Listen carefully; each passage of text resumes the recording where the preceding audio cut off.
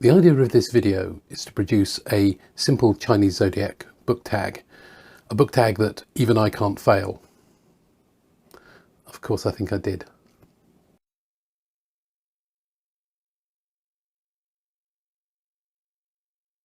Hello, I'm Tim and I have too many books. A week or so ago, I did a video to celebrate the Lunar New Year and the Chinese Year of the Rabbit. It's just a quick one with some book recommendations. Then I thought, well, how about if I do a Chinese Zodiac for all 12 of the animals? Just pick 12 books from the 12 animals. This isn't an entirely original idea.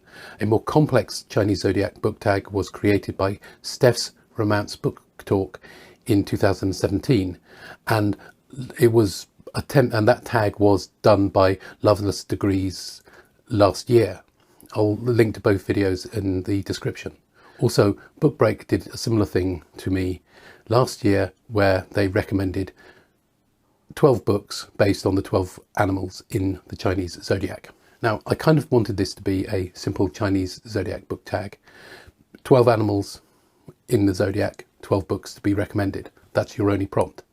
Of course, that gives you a lot of leeway, and in choosing your books you might want your own personal rules. For example, maybe you want to only do books you've read, only books that are on your to be read list, or even only books that are in fact, well, read.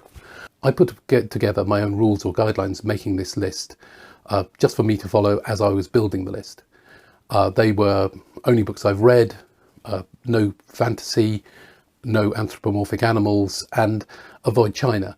These reasons are, to cut down on the number of choices, and also with China, I simply don't know enough Chinese books to justify many choices, so I didn't want to sort of just pick 2 or 3 Chinese books when, you really want to get into it. I'm not really qualified to do that sort of thing. Having made those simple rules of books I've read, no fantasy or anthropomorphics, and no China, I then realised that my list had broken every single one of my personal rules. So let's get down to the Chinese Zodiac. We'll start with Rat. I've chosen Harry Harrison's Stainless Steel Rat. This is the first book in his Stainless Steel Rat series, which ran from 1961 to 2010. It's about 12 books.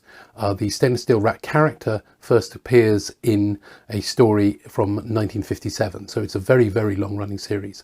The Stainless Steel Rat is a nickname of a character called James Bolivar de Gris. He is a conman and a criminal, and is recruited by various shady government agencies to catch other criminals, all within a science fictional context.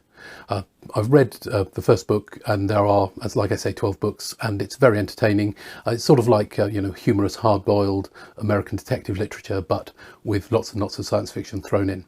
We move on to Ox, and I've chosen The Bridge of Birds by Barry Hugard.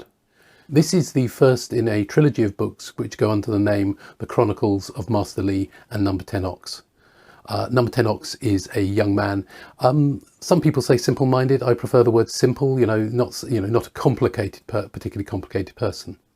The story concerns a disease that afflicts the silkworms in a silk growing area, and also afflicts a number of children who are struck down and are in comas. Number 10 Ox is sent to Peking to visit Master Li, who might be able to help them. Barry Hugard relied on Chinese folktales for a lot of this telling, especially a story called The Cowherd and the Weaver Girl. In fact, The Cowherd and the Weaver Girl is mentioned within the story of The Bridge of Birds.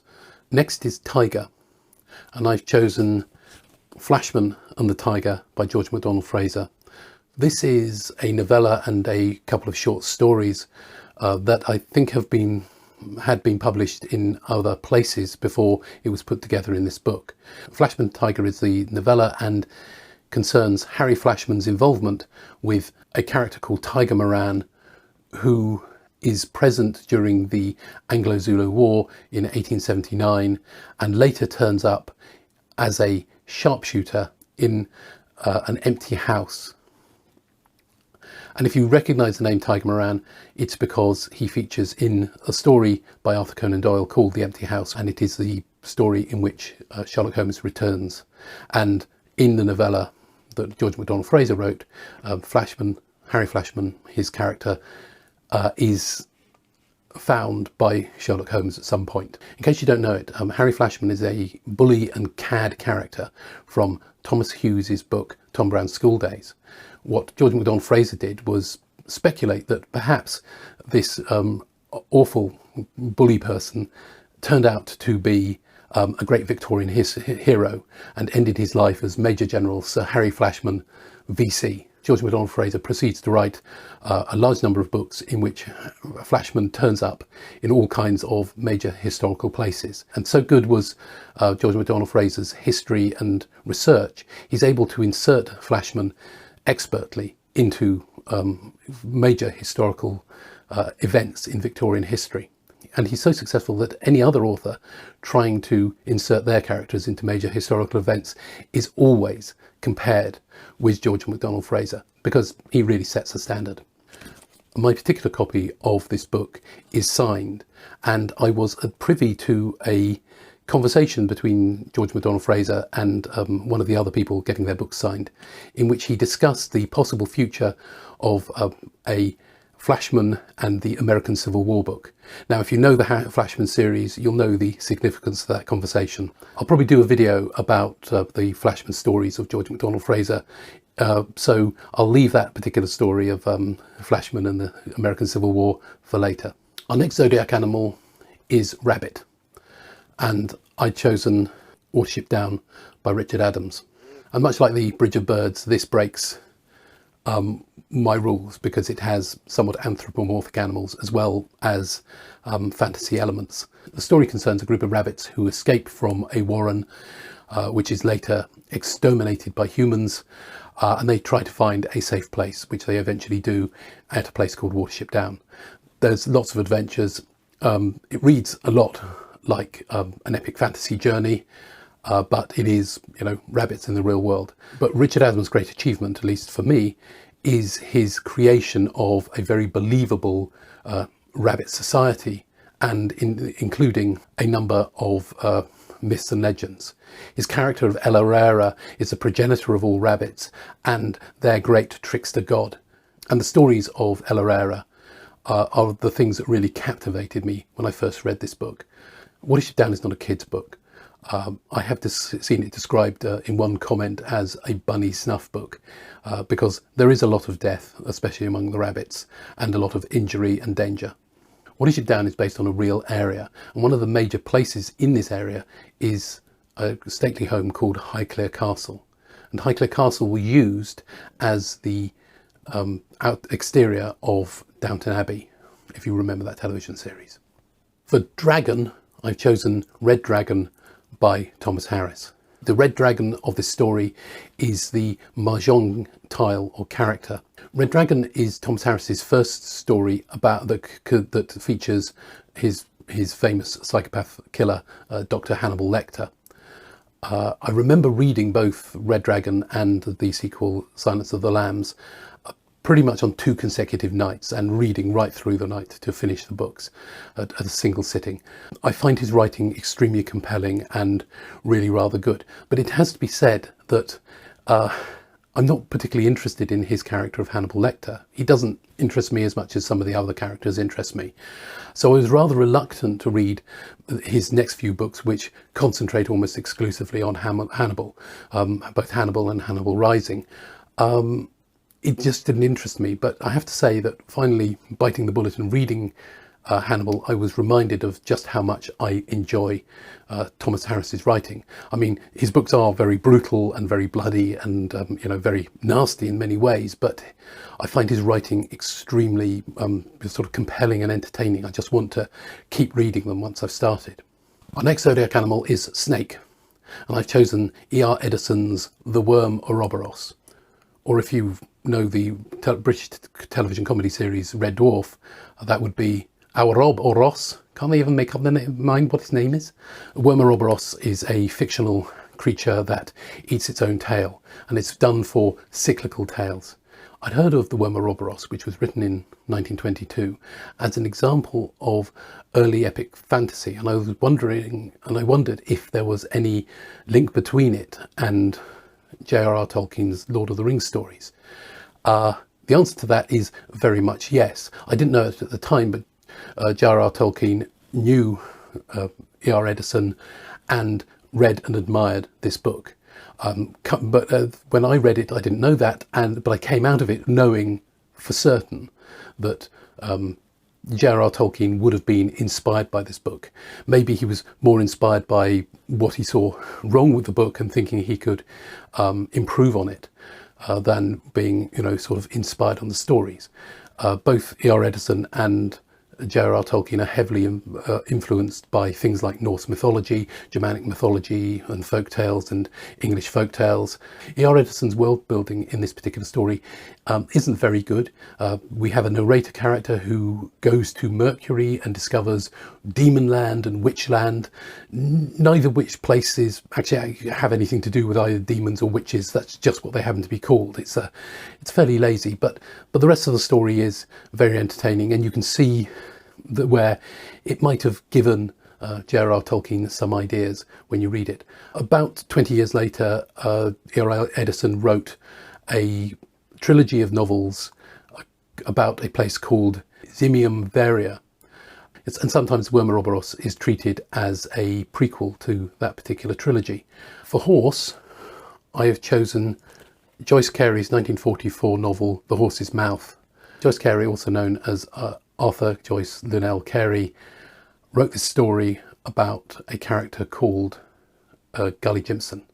Gully Jimson is an artist. He is coming towards the end of his life. He's getting increasingly ill, and he's looking towards creating his last masterpiece. And in order to do that, he needs to get himself a canvas on which he can paint this last masterpiece, but he also needs some inspiration. And this leads him on something of an odyssey through wartime London or 1930s London to gather inspiration materials for his work. He's revisiting a lot of his past life and a lot of his old acquaintances in order to do so. I mean, although has a very sort of dreary setting, London, pre-war London, 1930s London, even London during the war, is not a particularly nice place to be. And he's very much of the scrag end of this town. But Joyce Carey's approach is more humorous and satirical than just dreary. It's a very entertaining read. For goat, I've picked Mario Vargas Llosa's The Feast of the Goat. This story concerns a woman who is coming to terms with her involvement in the assassination of Rafael Trujillo, who was the dictator of the Dominican Republic, killed in the late 1950s. I first heard about the assassination of Rafael Trujillo through the book The Day of the Jackal by Frederick Forsyth, in which the jackal is said to have been the man who killed Rafael Trujillo. In Mario Vargas Llosa's book, we see a much more accurate depiction of the life and the influence of Rafael Trujillo and the way in which he was killed eventually. Mario Vargas Llosa is a fairly interesting person. He won the Nobel Prize for Literature in 2010. He is a Peruvian novelist, but he's lived in Spain and became a Spanish citizen in 1993. He has also run for the presidency of Peru on a number of occasions. And in 2011, the then King of Spain made him a Marquis, which is a hereditary noble title. We move on to monkey, and I've chosen Carl Hiaasen's Bad Monkey from 2013.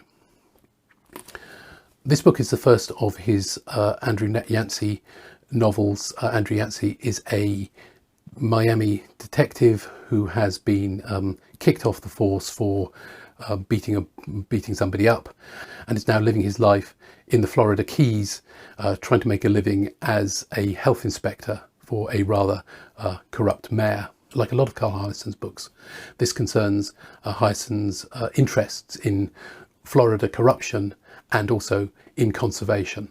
Between 1974 and 1921, Carl Hiaasen was a writer and a columnist for the Miami Herald. And for me, he certainly shows the foibles of Florida man and woman. My choice for Rooster is Charles Portis's True Grit from 1968.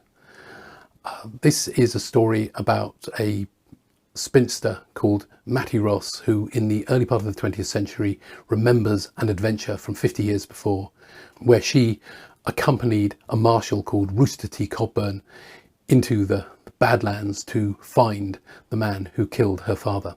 It's been filmed twice, two pretty good films, one with John Wayne and another with Jeff Bridges. Both are highly recommended as films, and even if you love the films, the book is very much well worth reading on its own. My choice for dog is The Hound of the Baskervilles by Arthur Conan Doyle from 1901. This story is about a huge ghostly hound that is said to haunt the environs of Baskerville Hall on Dartmoor, and Sherlock Holmes and Dr. Watson go to investigate it.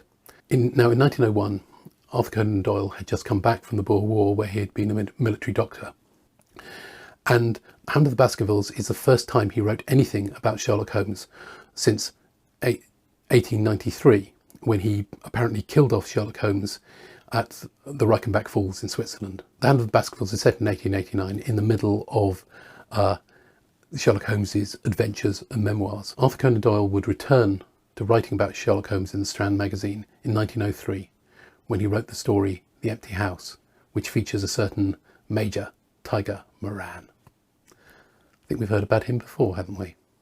The last animal is pig, and for that I've chosen Pigs Might Fly, which is one of P.G. Woodhouse's Blandings books, and it's my final rule break because I haven't read Pigs Might Fly yet, although I have read one or two other Blandings stories.